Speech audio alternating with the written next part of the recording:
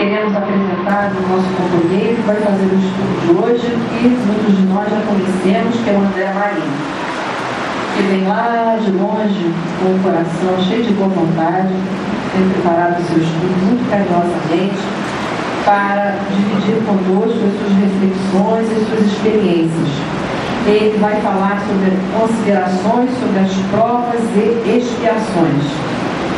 Lembrar também aos nossos companheiros internautas que nós estamos aqui vendo para eles o nosso carinho e desejando também que participem conosco da alegria desta noite, desse encontro na Casa Espírita Eurípides Passamento. Sejam bem-vindos à nossa casa.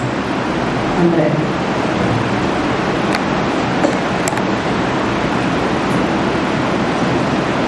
Boa noite, companheiros aqui presentes, os companheiros encarnados, os desencarnados e agora os internautas também.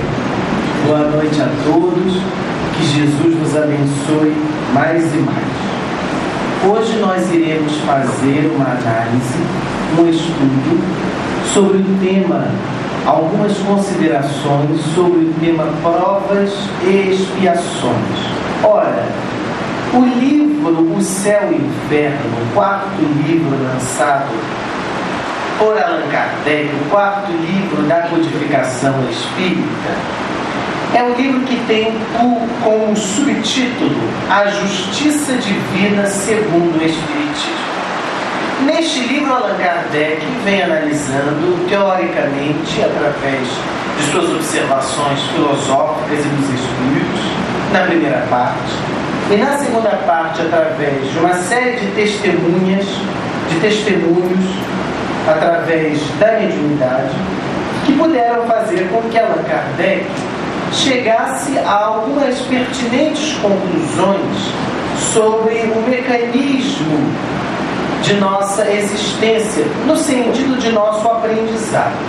Como se dá este processo evolutivo no momento em que nós aqui estamos encarnados, neste período em que estamos vivendo, neste momento em que a humanidade está se debruçando, que não é muito diferente do momento em que ele vivia, porque a característica dos espíritos que estão agregados ao planeta Terra ainda permanece sendo a mesma característica de espíritos teimosos, rebeldes contra uma vontade superior, contra a lei de Deus.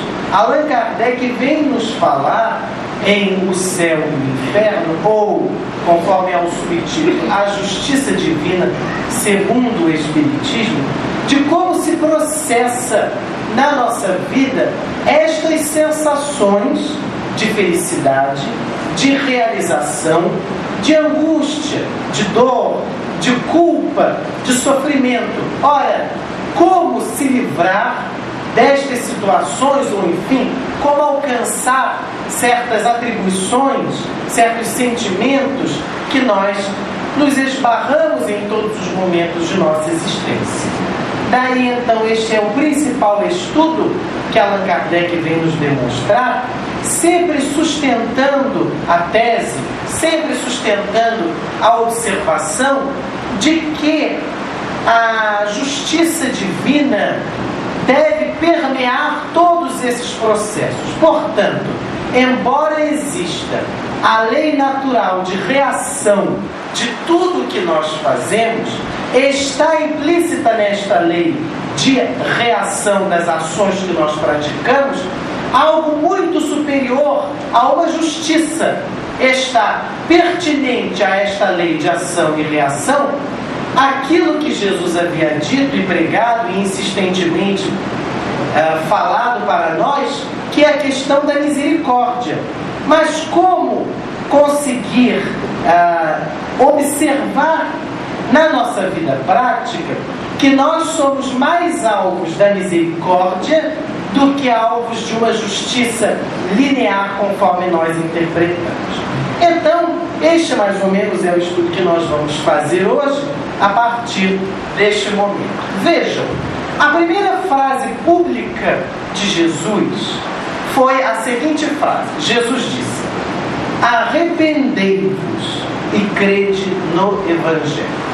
Já o seu primo João Batista havia dito alguns meses antes a seguinte frase: arrependei-vos para alcançardes o reino de Deus. E Jesus vem falar: arrependei-vos e crede no Evangelho.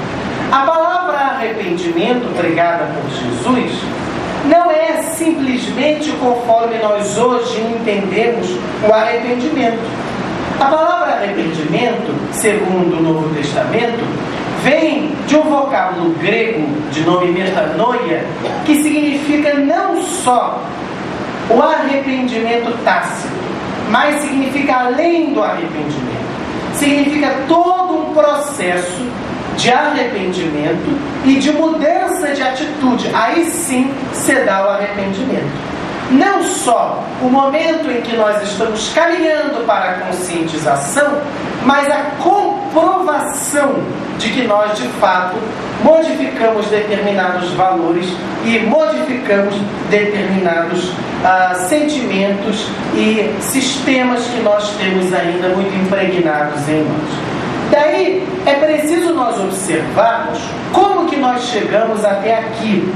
Porque nós falamos assim: nós somos seres que trazemos muito egoísmo dentro de nós, muito orgulho, muita vaidade, muita mesquinharia, sabe?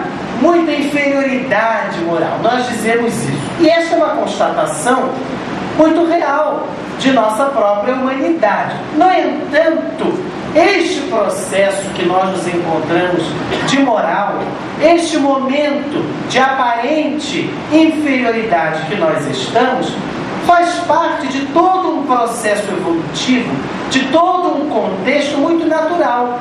Em 1859, Darwin criou a teoria muito conhecida, a teoria da evolução. Na teoria da evolução, ele pôde demonstrar pelos métodos científicos da biologia de então que há um processo de seleção natural que se dá com todas as espécies no planeta Terra. Então, a partir do momento em que, diz Charles Darwin, mais tarde outros teóricos posteriores, surgiu a primeira forma de vida em nosso planeta, unicelular, a mais simples forma de vida, a partir daquele momento, já iniciou-se o ciclo da seleção natural. Aqueles que eram mais fortes, aquelas células mais qualificadas, aquelas seriam as células que iriam se reproduzir, seriam as células que iriam permanecer, seriam aquelas que iriam entrar num jogo de evolução que demorou e demora ao longo de nosso processo, quanto nós não sabemos, mas até o presente sabemos que só o planeta Terra já existe há 4 bilhões e meio de anos. Há dúvidas com relação à primeira existência no planeta Terra destes organismos celulares, mas vejam, tudo se deu nesta luta, tudo se deu nesta disputa, tudo se deu nesta força de existir. E assim foram as evoluções do reino mineral, posteriormente do reino vegetal, mais tarde nós sabemos do reino animal, o surgimento dos mamíferos e aquela coisa toda que nós estudamos, até chegarmos ao reino hominal. Mas, quando nós também estudamos o princípio da nossa raça, do Homo sapiens sapiens, nós vemos também o quanto era muito presente esta necessidade da conservação. E apenas aqueles que garantiam, biologicamente falando, a sua conservação, eram capazes de se reproduzir, eram capazes de manter a sua espécie. E o processo evolutivo permanece até os dias atuais e há de permanecer para sempre, porque este é o processo, esta é a pedagogia de vida. Tudo vai do simples ao complexo, tanto espiritualmente falando, quanto biologicamente falando. Então, nós vemos, por exemplo, que nestes chamados vulgarmente hominídeos, os homens chamados da caverna, nós vemos que havia toda uma necessidade de manter a sua vida, de manter a sua estrutura biológica. Ora, Para manter esta estrutura biológica, nós observamos, nós vemos que havia o quê? Havia aquela questão de se defender e de atacar. O mais forte vencia. Os bandos, né, de hominídeos, digamos assim, mais fortes venciam. Então, foi neste processo de desenvolvimento biológico que já existia o princípio espiritual, através de estudo que naturalmente deveria ser mais longo, mas aí não cabe neste momento. O Doutrina Espírita nos informa muito detalhadamente isso, há diversas correntes, mas enfim, ao longo deste processo, nós fomos adquirindo uma necessidade de defendermos a nossa própria vida, biologicamente falando. Então, neste período de evolução, que data de muitos milhares de anos, era muito fundamental para a nossa sustentação um egocentrismo muito forte. Era muito fundamental para que a raça dita humana prosperasse através desta lei que Darwin provou e outros tantos elaboraram, da seleção natural de espécies. Era muito necessário nós defendermos o que era nosso. Era muito necessário nós protegermos o nosso bando, o nosso grupo, nós valorizarmos a nós mesmos, através das técnicas e dos recursos que possuíamos. Isto é um processo natural da evolução, da biologia. O problema está que ao longo do período que o homem vai se desenvolvendo intelectualmente, vai se desenvolvendo moralmente, nós ainda guardamos dentro de nós estas que um dia foram conquistas, que um dia foram fundamentais, que um dia foram necessidades básicas para a nossa estruturação, para a nossa sobrevivência. Nós mantemos ainda em nós estas atitudes de egoísmo, né? Estas atitudes de orgulho, estas atitudes de defesa o tempo todo, neste processo evolutivo. Mas ocorre que já no momento em que nós estamos vivendo, um momento de evolução biológica, de transição, como todos os momentos são de transição, já não é mais necessário para a nossa sustentação na Terra este tipo de atitude. Não é mais necessário para a nossa tranquilidade, né, de vida, tanto biológica quanto espiritual, nós nos mantermos o tempo todo nesta autoafirmação de nosso ego. Mas é muito difícil nós desconstruirmos esta referência que nós construímos ao longo de milênios e milênios. Referências essas que foram absolutamente, como dizíamos, necessárias para a nossa sustentação.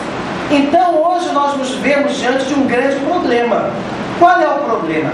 Já não há mais necessidade de nós mantermos este ego, mas nós ainda mantemos e temos dificuldade de nos desvencilharmos. Vemos, por exemplo, pelo problema da guerra. Nós sabemos da necessidade da paz. Nós já temos teorias as mais elaboradas, escritos os mais sofisticados sobre a necessidade da paz. Mas nós ainda precisamos da guerra. Nós ainda sabemos reagir através da guerra. Aí está a problemática. Nós já ideologicamente alcançamos um patamar superior, mas diante de nossas relações não conseguimos agir de um modo geral com este patamar. E a força biológica é muito grande. É necessário nós rompermos sempre para alcançarmos um nível superior. É necessário nós nos diferenciarmos sempre na lei de evolução biológica para nós nos modificarmos. E aí está um grande problema também. Por quê? Porque este egoísmo, que deu origem mais tarde a um sério problema na nossa civilização, chamado o hedonismo, este culto ao prazer e a nós mesmos, o que tem gerado para nós uma extrema dificuldade para nós nos desvincularmos disso. E aqueles que já ideologicamente constatam a necessidade de nos desvincularmos destas ilusões, porque agora já são ilusões para nós, não conseguimos, porque, como havíamos dito, a lei natural é a lei do menor esforço. Então há a tendência de nós permanecermos estagnados. Romper com este processo é algo muito doloroso, é algo muito difícil para nós, ainda como foi difícil em outros períodos de nossa evolução rompermos também com momentos que estávamos vivendo biológico e espiritualmente. Então, vejam, companheiros, sentir orgulho, vaidade e tudo mais decorrente destes sentimentos que já, através da razão, nós observamos a confusão que tem feito em nossa vida, já a partir deste momento, nós vamos constatando duas coisas. Vamos constatando que em certas situações da nossa vida, nós agimos equivocadamente por falta de experiência, porque ainda nos embaraçamos com esta tendência pesada que trazemos de nossa própria evolução. Mas este processo é natural. O pernicioso não é este. O pernicioso é um processo ao qual a doutrina espírita e a filosofia chama de mal. O que é o mal? O mal é a insistência no erro. Aí sim entramos no processo pernicioso. Porque há situações da nossa vida que nós não conseguimos ter clareza de como temos que resolver. Todo mundo de fora vê, entende, mas nós não conseguimos enxergar. Aí estamos na ignorância. Mas há outras situações que nós enxergamos e optamos por aquilo que a razão já demonstra ser algo falível para nós. Aí estamos na teimosia, aí estamos na rebeldia, aí estamos no mal. O planeta Terra, que é este planeta que estamos agregados, espiritualmente falando, diz o Livro dos Espíritos, é um planeta de espíritos rebeldes e teimosos. Ou seja, é um planeta em que nós já temos uma capacidade de discernimento e, no entanto, optamos pelo mal, optamos pelo erro, deliberadamente. Aqui se reúnem todos nós que aqui estamos e todos os que passam por este planeta e se agregam a este planeta, espíritos com esta característica, espíritos rebeldes e teimosos. Veja, a evolução espiritual biológica se dá como se fosse o diamante. Leon Denis faz esta observação, esta comparação através da médium Ivone Pereira, que é como se fôssemos o diamante bruto. O diamante bruto não tem nenhum grande valor estético se ele permanece na sua brutalidade da pedra, embora ele seja valioso. É necessário que pouco a pouco ele vá se lapidando. Mas para o diamante se lapidar, é necessário que ele se quebre. É necessário que haja instrumentos que batam neste diamante. Há necessidade de desfarelar-se certas nuances deste diamante.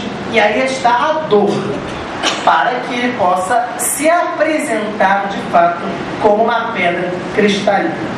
Mas vamos observar aqui por escrito, para nós alcançarmos um raciocínio organizado.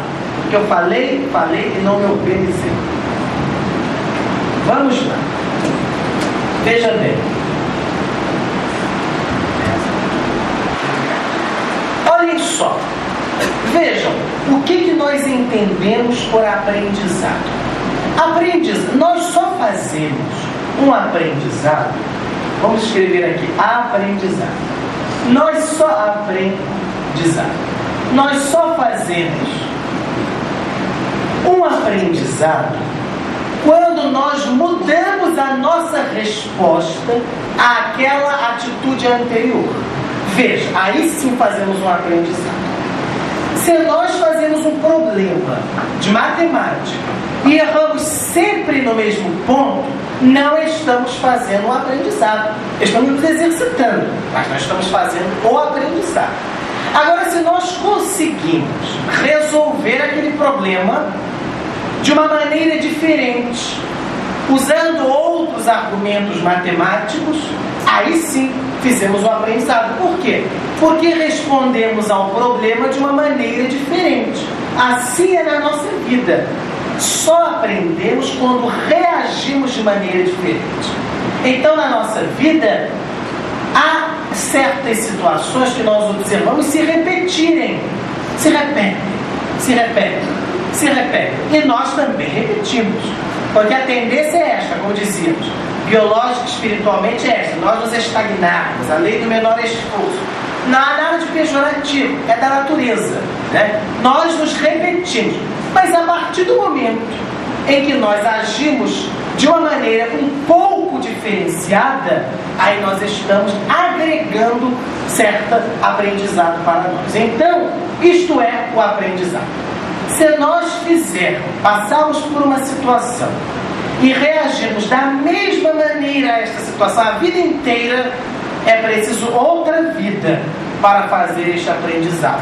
Porque não se fez, porque se reage sempre da mesma maneira. Muito bem, isto está dito. Aprendizado. O aprendizado, segundo a psicologia de hoje em dia, um grande psicólogo chamado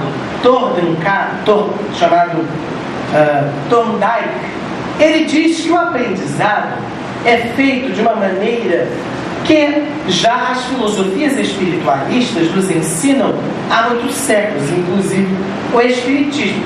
A filosofia, o aprendizado, ele se faz por tentativas, né? Tentativas. E nestas tentativas ocorre o erro, né, e o acerto. Assim que se dá o nosso processo evolutivo.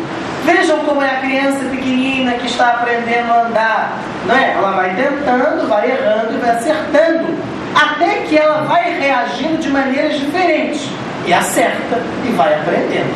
Então, o aprendizado é através de tentativas. Então, em primeiro lugar, nós, quando viemos à Terra, quando estamos encarnados no planeta Terra, este é o pensamento da doutrina espírita, nós estamos nestas tentativas.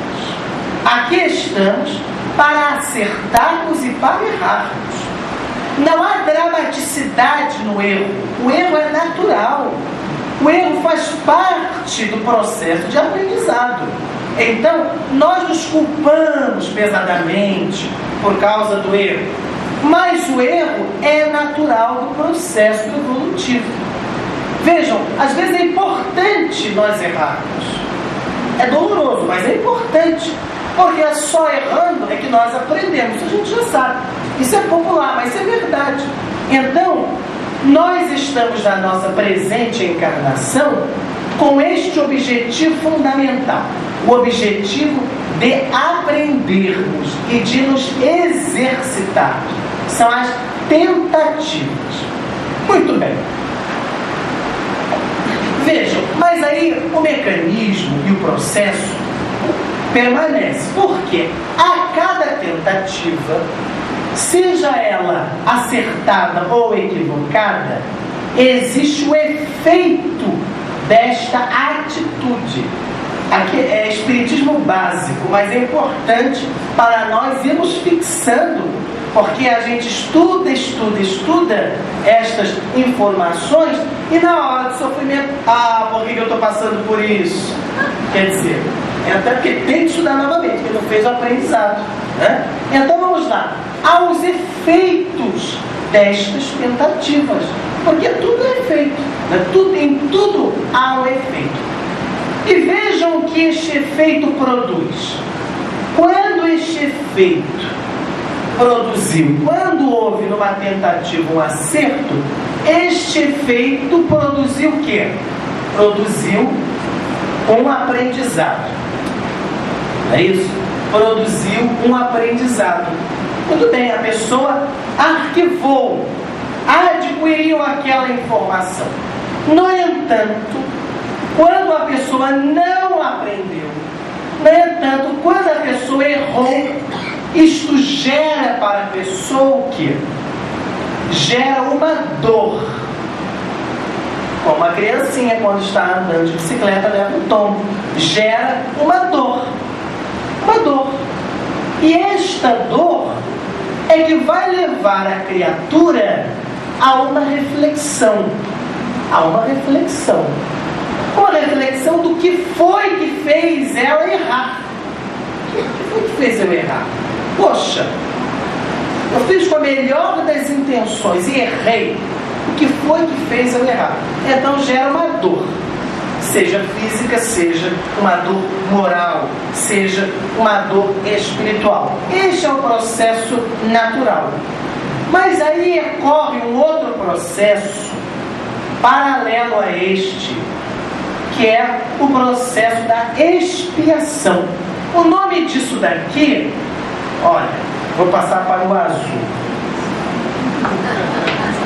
O nome disso aqui, ó, melhor, a sua cor do céu. Ó, são as provas. Isso aqui são as provas. Ah, estou passando por provas, é isso. Viu? Para aprender, para errar, para acertar, tem a dor como consequência. Isso é a prova. Mas há um outro processo que se dá ao mesmo tempo, paralelamente conosco, os espíritos encarnados da Terra. Qual é? É o seguinte: tentativas, erro e acerto. Veja que a lição também não está muito fixada, que eu tenho que olhar na cola. Muito bem, companheiros, o que acontece? Acontece que esta dor gera uma reflexão para nós. Aí o que acontece? Ocorrem novas tentativas. É preciso aprender. É preciso aprender. Então eu passo para o vermelho nesta hora. Ocorrem, porque agora é vermelho mesmo, tentativas. Ocorrem as tentativas. Agora você corre outras tentativas, né? Outras tentativas. Só que aqui nós, aí que é a característica humana, tá? Aqui, ó, nesta transição, nós sabemos já a reflexão que fizemos, né, da consequência de nosso erro, do como foi chato errar, por que nós erramos, já vemos tudo aquilo. Mas aí nós, ao invés de acertarmos, o que a gente faz? A gente não erra de novo. A gente entra no mal, que é a insistência no erro. Mas deixa eu ver se vai de fato acontecer novamente aquilo. É a insistência no erro. Eu conto para vocês uma coisa particular minha. Ora, eu fui atropelado uma vez, porque eu tenho o péssimo hábito de ler andando na rua. Então, fui atropelado, nada muito sério, tal, fui para o hospital, mas não machucou nada, graças a Deus. Fui atropelado. Então veja o que me aconteceu. Coisa muito chata, né? Perdi a tarde, perdi a noite, por causa daquela situação. Aí nas primeiras semanas, porque é assim que acontece com a gente fica alerta. A gente viu que a gente errou, fica alerta. Mas vejam, passado assim algo como um mês, é a lei do menor esforço que volta. A tendência é a nós nos acomodarmos no que nós somos. E eu permaneço andando na rua lendo até hoje. Eu confesso, é verdade, Jesus diz: confessai-vos uns aos outros. Eu até hoje leio na rua. Então veja, isto é o quê? Isto é o mal. O mal por quê? Porque eu já sei os perigos que estou correndo. Não só de acidentes, né? Assaltos e etc.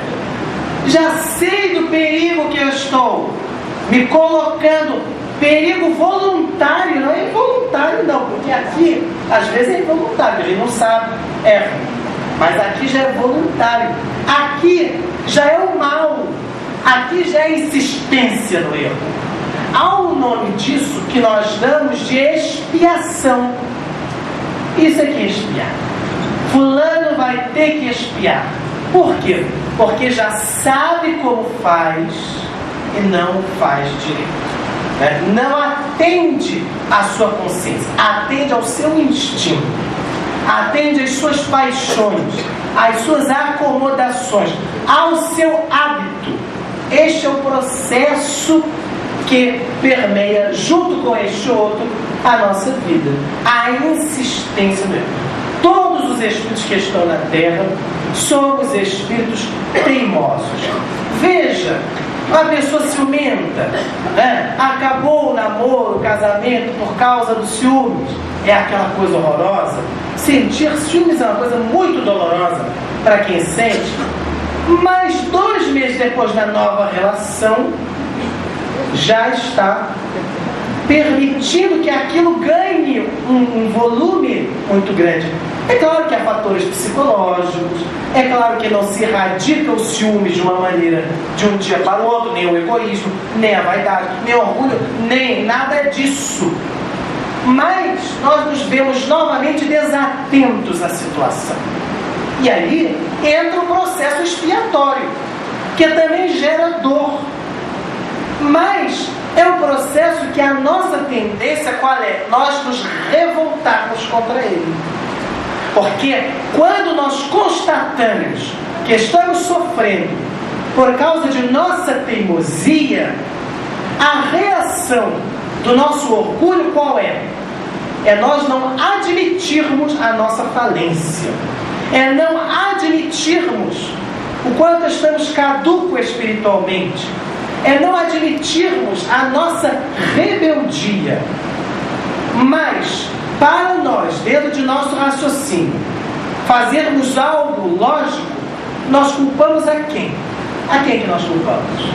A 2. Ou a Deus ou aos outros. Ou a Deus ou aos outros. Então é Deus que me dá esta expiação, nós dizemos assim.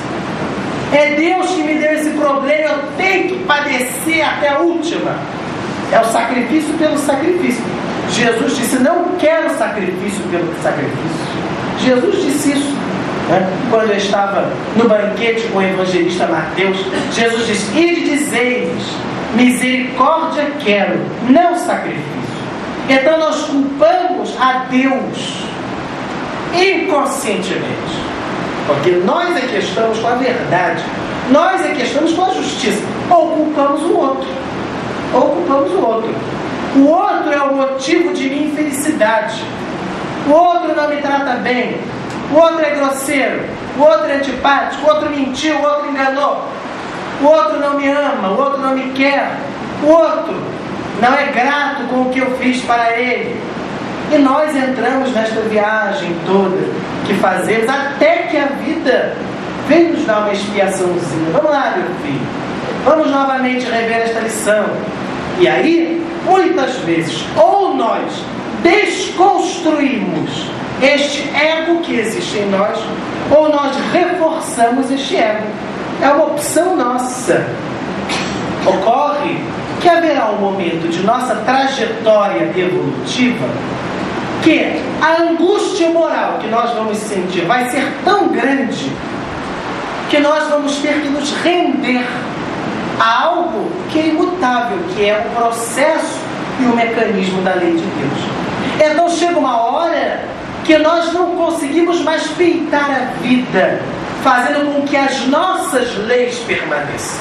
Porque é assim que nós fazemos. Chega uma hora que nós temos que fazer como o profeta Davi, o grande rei dos judeus, disse para Natã, que foi alertá-lo de um grande erro que ele havia cometido. Davi arrependeu-se de tal maneira e escreveu os salmos mais lindos que nós conhecemos, porque a dor moral lhe atingiu profundamente.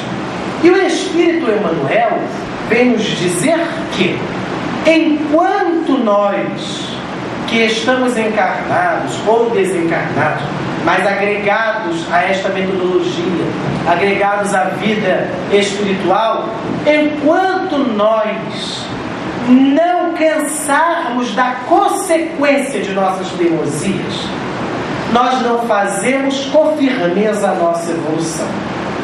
É porque, incrivelmente, ainda nos interessa o preço que nós pagamos das atitudes. É melhor para nós, a gente ainda inconscientemente raciocina, é melhor eu sofrer isso, mas fazer o que eu quero. É um processo muito duro. Nós somos almas muito viciadas do egoísmo. Já dizia o livro Eclesiastes, no primeiro versículo: vaidade das vaidades, tudo é vaidade. Quando nós rigorosamente olhamos para nós mesmos e vemos o móvel de nossas ações, na maioria das vezes, nós vamos ver que nós agimos por vontade de endossarmos a nossa personalidade, por vontade de reafirmarmos mais uma vez o nosso ego. Então, companheiros, este processo é o processo evolutivo a que nós estamos submetidos. É o natural processo evolutivo a que estamos submetidos. Então, do ponto de vista teórico, este é o processo que nós conseguimos conceber sobre o mecanismo da ação e da reação. Mas vamos passar para um outro processo. Vejamos agora o processo do ponto de vista menor, do micro ponto de vista. Aqui vimos macro ponto de vista, digamos assim. Agora, do ponto de vista menor, micro ponto de vista, não sei se existe essa palavra, mas nós vemos o seguinte: aqui temos algumas atitudes nossas. Atitudes que geraram ou o erro, não é isso? Ou a teimosia, que não estamos falando agora do acerto. Deixa o acerto lá para cima. Atitudes que geraram por erro ou por teimosia. Aquelas que foram por teimosia, nós já sabíamos que não devíamos falar assim com aquela pessoa. E falamos, não é isso? Já sabemos que não leva a nada fazer tal atitude. E fazemos tal atitude. É a teimosia. Então veja só o seguinte: qual é a reação adequada que nós temos que ter com relação a esta teimosia? Vejam, é aquilo que a Índia já prega há séculos, milênios e milênios, que todas as religiões espiritualistas falam, que é a questão do autoconhecimento. Santo Agostinho, na questão 919 do Livro dos Espíritos, nos fala que nós deveríamos todas as noites antes de dormirmos guardarmos alguns minutos para fazermos a nossa reflexão do que foi o nosso dia e vermos qual era o móvel das principais atitudes nossas. O que nos fez falar daquela maneira? O que nos fez tomar tal decisão? Dizer. E vejam, nós não temos esse hábito. Raras são as pessoas que conseguem à noite ou de manhã, como preferirem, fazer a reflexão do seu dia ou do seu dia anterior. Raras são as pessoas. Então eu digo de mim, eu estava fazendo uma palestra e falava da importância de fazermos a nossa reflexão. Quando acabou a palestra, eu me sentei e pensei assim: que curioso. Eu falei da importância de à noite nós refletirmos o nosso dia. Mas eu nunca fiz isso. Eu pensei, engraçado, que a gente fala, mas não faz, né? Então passei de 2 semanas para cá a tentar fazer isso. Mas vejam, a lei do menor esforço, muitas vezes diz assim para mim: estou tão cansado, né? Não vou fazer não. Aí durmo. Aí digo assim comigo mesmo: mas amanhã de manhã eu vou acordar 20 minutos antes e eu vou fazer. Aí toca o despertador, aperto o soneca do despertador, mais 10 minutinhos, mais 20 minutinhos, e já vou atrasado para onde eu tenho que ir. É assim, é uma maneira de fugir. Porque eu fiz durante estas 2 semanas, que eram 14 dias, digamos assim, 10 dias, eu busquei fazer esta reflexão rigorosa à noite. E vejam, companheiros, eu digo da minha experiência, não digo da de cada um de vocês, eu fiquei sinceramente espantado, porque eu não percebia que eu tinha tais atitudes. ou que eu me movia por tais sentimentos, porque a gente vai vivendo e não vai se reparando. E eu fico impressionado. Então as pessoas, eu tenho uma amiga que diz assim para mim, ela me chama de anjo, tá achando? Anjo. Eu digo, olha, esta semana para cá, eu tenho visto que eu sou mais filho pródigo do que anjo, porque é verdade, move-nos muitas vezes estes sentimentos que são muito duros de nós assumirmos. E vejam, a gente às vezes fica muito triste, meu Deus, como que eu fiz isso? Isto nega a minha ideologia, isto nega a minha crença, isto nega as minhas certezas. Mas aí é para nós vermos o quanto nós temos que firmar mais a nossa ideologia, firmar mais as nossas crenças. E é muito curioso, porque você fazendo sistematicamente esta revisão, vamos dizer assim, você vai ficar paranoico, mas que fique.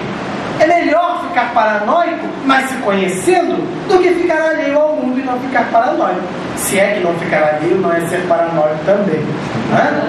Então veja, a gente faz essa reflexão e é muito curioso, porque aí quando nós vamos falar alguma coisa para a pessoa, a gente lembra, meu Deus, eu posso falar isso? Olha só, a gente fica mais vigilante de quem nós somos. E vejam, é preciso nós olharmos com naturalidade os nossos sentimentos. Nada de desespero, meu Deus, que horror. Não. É um processo natural, este que nós estamos integrados, que nós fazemos parte. É o ponto de nossa evolução natural. Então, não há nada de feio, não há nada de horroroso por causa desta ou daquela atitude. Que acha horroroso são aqueles que fazem pior ou igual. Então tem que ter este olhar de julgamento, tem que ter um olhar de entendimento, um olhar severo sobre nós mesmos, mas um olhar de entendimento. Então, a nossa tendência, quando nós observamos quem nós somos, ou certos meandros de nossa personalidade, qual é? É nós nos arrependermos. Não é? Puxa, como que eu fui fazer isso? Como que eu fui ser indelicado desta maneira com fulano, com Beltrano? Arrependermos. É a nossa tendência. Vejam aí, o arrependimento é aos olhos do mundo visto como uma coisa vergonhosa. É vergonhoso alguém se arrepender.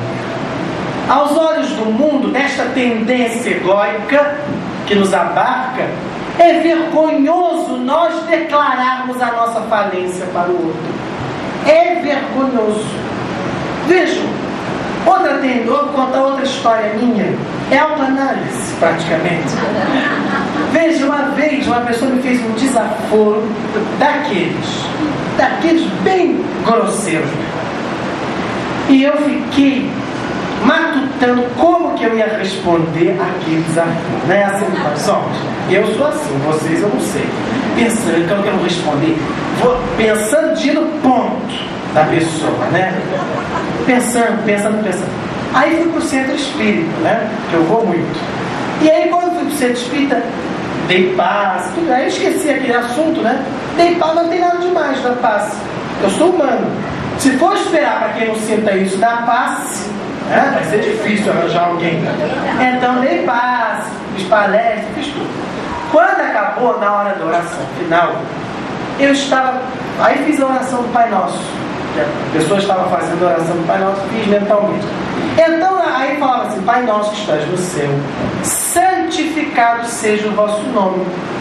Na hora do santificado seja o vosso nome, eu pensei assim, veio um pensamento assim, ou eles pensaram para mim, veio assim um pensamento que me dizia assim: com que atitudes você santifica o nome de Deus? Eu pensei assim, aqui. Aí eu pensei, gente, olha que interessante, eu ia reagir como o mundo me ensina, como paira entre todos, entre o hedonismo, entre o materialismo. E sequer tinha me dado conta de que iria reagir daquela maneira, contra a minha filosofia, contra a minha crença. Afinal de contas, naquele momento, Eu estava acreditando que a vingança do mundo era mais importante do que o meu trabalho interno com relação àquela agressividade. Então aí eu me dei conta, não é? Meu Deus, não é assim que pode ser.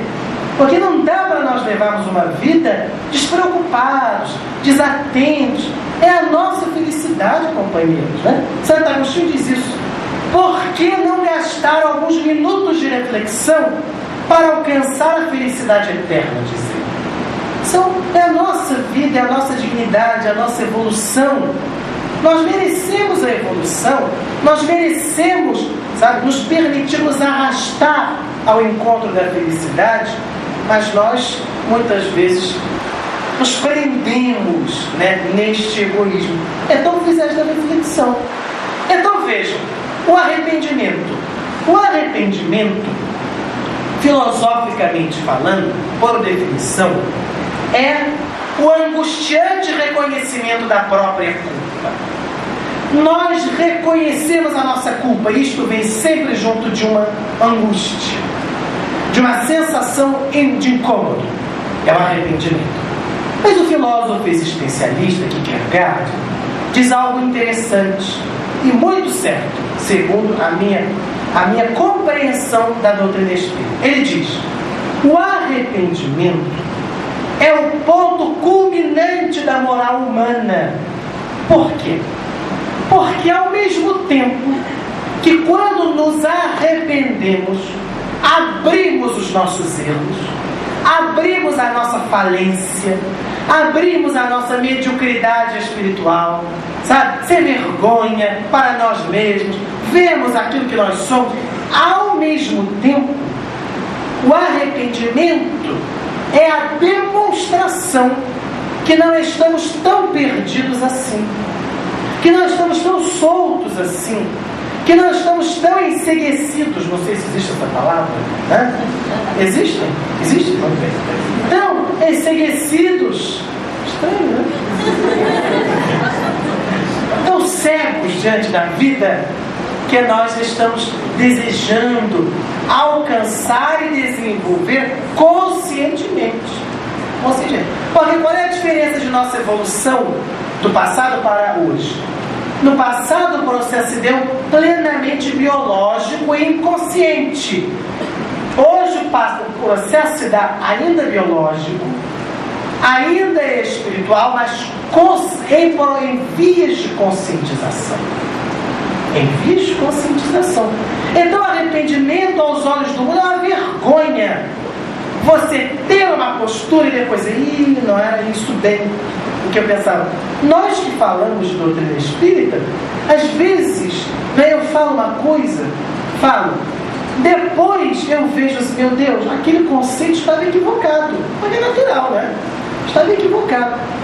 É difícil a gente depois falar assim, olha, fulanos, quer dizer, aí não dá, né? Mas enfim, companheiros, aquele conceito estava equivocado, porque é mostrar a nossa falência, é mostrar a nossa incompreensão de certos aspectos. A gente tem muita dificuldade de assumir os nossos erros. Vejam, nós falamos assim, da necessidade de nós perdoarmos os companheiros. Nós falamos isso? Temos que perdoar, tirar as mágoas do coração, tudo aquilo. Mas raramente nós observamos seriamente a necessidade de nós nos colocarmos diante do outro e dizendo assim, e pedimos perdão para o outro. Raramente. Ele não fala disso, ele fala só de perdoar. Mas de nós pedirmos perdão, porque é doloroso ter que assumir a falência nossa. Mas é preciso. Quando Jesus diz, arrependei-vos, Jesus estava falando de nós, quando Jesus também fala, confessai-vos uns aos outros, era neste sentido, no sentido de nós admitirmos quem nós somos e não fugirmos, fingindo que nós somos mais quando nós não somos isso tudo. Aí nós temos medo de rejeição dos outros, o que os outros vão achar se eu falar que eu sou desta maneira, ou se eu assumir que naquela hora eu debochei, ou que naquela hora eu desvalorizei, ou eu desmereci. porque quis me valorizar mais, ou seja, pelo que for, né? É difícil, mas é importante nesta caminhada consciente que nós queremos. Então, diz Kierkegaard, o arrependimento é o ponto culminante da moral, porque demonstra a nossa falência, mas demonstra que estamos em vias de maturidade. Importante, né? Muito bem. Vejam, mas quando nós nos arrependemos por uma teimosia nossa, quando verdadeiramente nós nos arrependemos, a nossa vontade qual é? De refazer a situação, de reequilibrar o problema, de modificar o dano que nós causamos ao outro e a nós. Aí entra a chamada expiação. Quem lê o livro Memórias de um Suicida, o clássico livro de Ivone Pereira, vai perceber que, embora toda a misericórdia que envolve o caso dos suicidas, todo o acolhimento, toda a compreensão da fragilidade da criatura, porque às vezes nós não cometemos suicídio, mas temos fragilidades muito semelhantes. Muito semelhantes. Então, no livro Memórias de um Suicida fica claro isso. Apesar de toda a misericórdia que existe, o suicida sente a necessidade da expiação, de voltar à vida, para que a consciência dele se tranquilize, para que ele consiga, de fato, novamente reestruturar o motivo de que o levou ao desespero, ao suicídio. Vejam, fala-se muito de Judas, que suicidou-se, mas a atitude dos demais discípulos, qual foi? Foi a da fuga. Fugiram, desapareceram na hora da crucificação. À exceção, segundo alguns evangelhos, de um dos discípulos, os demais desapareceram, não se suicidaram, é verdade, mas demonstraram uma fragilidade em outras áreas de maneiras diferentes. No caso de Judas, a fragilidade manifestou-se através do suicídio. Nos demais casos, a fragilidade era presente e se manifestou de maneiras as mais diversas que nós podemos depreender quando estudamos especialmente o livro Atos dos Apóstolos. Então, há necessidade da expiação. A parábola do filho pródigo é considerada a grande parábola do Evangelho. Chamada o Evangelho dentro do Evangelho, é uma das 3 parábolas da misericórdia. A parábola do filho pródigo, como nós conhecemos, é a parábola que narra a interessante história de 2 irmãos e de um pai. O irmão mais novo e o irmão mais velho e o pai. O irmão mais novo diz ao pai: meu pai, dá-me a parte que me cabe da herança. E olha, pedir ao pai a parte da herança, na concepção judaica de então, significava uma grande afronta ao pai. Era como se desejasse que o pai morresse, porque não se dava herança em vida. E o pai silenciosamente dá a parte da herança que lhe cabe, para ele e para o outro. E então narra Jesus, contando-nos esta parábola que está no Evangelho de Lucas, que o filho mais novo sai para a vida e vive, diz a parábola, uma vida de devassidão. Nesta vida, diz a parábola, ele gasta o dinheiro com jogos e mulheres. Assim está a parábola. Então é esta atitude, de rebeldia, quer ir embora, quer fazer a sua própria vida. Eu venho perdido. Muito bem, foi-se com o dinheiro que o pai lhe deu. Mas ele gasta todo o dinheiro. Era muito imaturo, né? Não guardava a consciência e a consequência de suas atitudes. Gastou todo o dinheiro. E então começa a ter que trabalhar. E vai trabalhar dando comida para os porcos.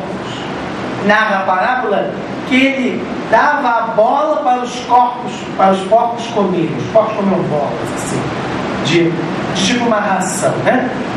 Vejam, aí depreende a parábola o sentido espiritual do máximo que o ser humano pode chegar.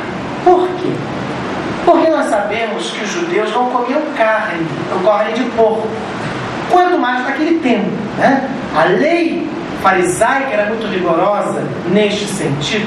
Os fariseus tomavam muito conta, né, desta prática. Muito bem. Ele não comia a comida dos porcos. Ele não comia o porco, ele comia a comida dos porcos. Era mais humilhante do que comer o porco. Chegou ao grau máximo de devassidão moral, quer dizer a parábola, neste aspecto. Então ele se recorda que na casa de seu pai nem os escravos passavam fome. Então ele volta para a casa de seu pai. Esta volta para a casa de seu pai, que ele estava num país distante, é uma volta de muito sofrimento. Porque agora ele não tem mais o dinheiro, ele não tem mais as facilidades, ele agora tem que lutar para voltar. Esta volta representa a expiação. E quando ele chega à casa do pai, o pai está o esperando na estrada. E o pai não espera que ele venha até ele. O pai corre na direção do filho pródigo e o acolhe. Então a parábola da misericórdia quer nos mostrar justamente isso. Que a expiação é uma consequência de nossas atitudes. Não é Deus que nos coloca a expiação, porque Deus não colocou a expiação para o filho. O filho é que, em voltando das regiões onde ele estava, padeceu aquela expiação. Mas não é Deus que coloca o problema na nossa vida. Pelo contrário, Deus coloca misericórdia de nos acolher, como o pai acolheu ao seu filho. Então, os processos dolorosos expiatórios que nós possamos estar vivendo são por conta de nossa própria caminhada, de nossas próprias escolhas. Mas veja, a pedagogia divina é tão grandiosa que, acertando, nós aprendemos. Errando, nós podemos fazer o aprendizado. Em expiação, nós também podemos fazer o aprendizado. Tudo na lei evolutiva converge para o aprendizado. Então, seja o que nós fizermos hoje, a maior besteira do mundo, ainda assim, aquela situação vai se transformar pelo mecanismo grandioso da lei de Deus, que para qualquer linha que nós possamos escrever, vai se transformar numa alavanca para o nosso desenvolvimento, para o nosso progresso, para a nossa evolução. Daí, quando nós olhamos para uma pessoa que nós vemos que está fazendo um caminho que nós muitas vezes já fizemos e sabemos o erro que vai dar, e nós alertamos e a pessoa não consegue perceber. Quando é um filho, imagine a angústia da mãe, ver o filho por aquele caminho absolutamente perigoso, absolutamente tortuoso, que a razão nos mostra, da problemática, das consequências daquela atitude, consequências físicas e espirituais. Vejam, mas nesta hora nós temos que entender e buscar fortalecer o entendimento da fé raciocinada de que tudo que ele fizer para ele pode gerar muita dor, muito sofrimento, mas vai gerar em algum momento de sua caminhada evolutiva um processo de grandioso aprendizado. Grandioso aprendizado. O livro Memórias do Suicida nos conta, por exemplo, que muitos dos suicidas saem das regiões da erraticidade, das regiões espirituais, altamente fortalecidos, pelo tanto que padeceram conscientemente, entre si, dentro de si, né? Então, este é o processo. Façamos o que nós fizermos. A lei de Deus, ainda que nós estejamos na lei do menor esforço, na estagnação, a lei do progresso nos empurra para frente. Pode nos empurrar com força, porque nós estamos caminhando rapidamente.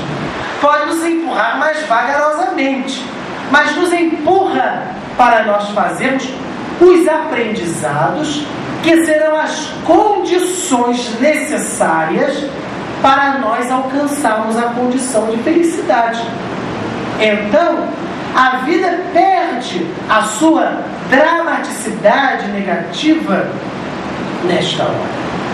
Quando nós entendemos que tudo converge para o alto, tudo converge para a evolução.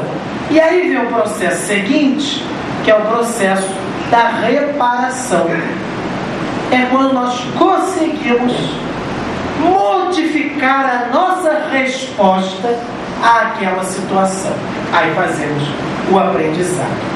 Então, companheiros, há de ficar para nós, entre tantas linhas, entre tantos sistemas, a ideia de que nós somos senhores de nossa vida e somos escravos também de nós mesmos. Isto é o primeiro ponto. Nós somos senhores e escravos de nós mesmos. O segundo ponto que deve fixar em nossa mente, sempre, é que Deus não age com justiça conforme nós entendemos a justiça. A justiça de Deus manifesta-se através da misericórdia, nos proporcionando situações para o aprendizado. Daí, a terceira conclusão de nosso estudo, qual é? A nossa vida hoje é consequência do que nós fizemos, mas é também o melhor que Deus pôde e pode nos oferecer para o nosso aprendizado. Querer entender como se dá este mecanismo em seus meandros, em suas complexidades, ainda está além de nosso raciocínio. Mas o pouco que nós podemos depreender do estudo que a doutrina espírita nos oferece é justamente isso. A misericórdia de Deus está em nossa vida e hoje a situação que estamos passando é o melhor que Deus pôde e pode nos oferecer. Então, esta era a reflexão que nós gostaríamos de fazer nesta noite, um tanto teórica, mas importante para nós estudarmos. Está na codificação espírita, especialmente em O Livro dos Espíritos, mas quem quiser se informar, né, sobre esse estudo, poderá ver e deverá ver, para nós, né, solidificarmos o nosso conhecimento, o livro Céu e Inferno, que é um importante livro da codificação espírita. A primeira parte, o capítulo 7. Na primeira parte, no capítulo 7 deste livro, nós encontraremos as penas futuras segundo o Espiritismo. As consequências de nossos atos, sejam bons, sejam maus, sejam acertos, erros ou teimosias. Muito bem, companheiros, era isso que nós tínhamos a falar. Que Jesus nos ajude, como já nos tem ajudado naturalmente, e que nós nos fortaleçamos nesta vigilância que temos que ter conosco. Jesus disse: vigiai e orai. Não basta oração, não basta passe, é preciso vigilância. Ele disse que devíamos vigiar e orar. Vejam, antes da oração ele falou da vigilância. Muito obrigado, boa noite a todos.